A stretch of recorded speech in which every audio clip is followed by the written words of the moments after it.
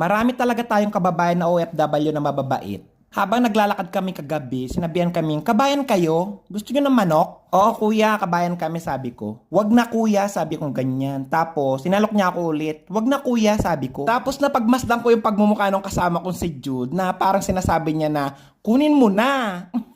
Sa pangatlong tanong sa akin ni kabayan, kinuha ko na talaga kasi nakikita ko si Jude eh. Baka pag-uwi namin sa bahay, sasabihin niya, ba't di mo kinuha yung manok? Marami talaga tayong mga kababayan na mababait na nagtatrabaho sa abroad. Sa restaurant, kapag kakain kayo, dadagdagan nila yung pagkain. Minsan kapag alam nilang kababayan kayo, inuuna kayong si-serve. Minsan natutuwa sila kapag nakakakita sila ng kababayan. Ihintuan ka ng sasakyan at sasabihin niyang, sang kakabayan? Tapos isasakay ka nila, akala mo mabait na. Tapos pagdating mo sa location, sasabihin niya, 50 real na lang kabayan. Yun, nagpa-part-time pala, namamasada pala mga te.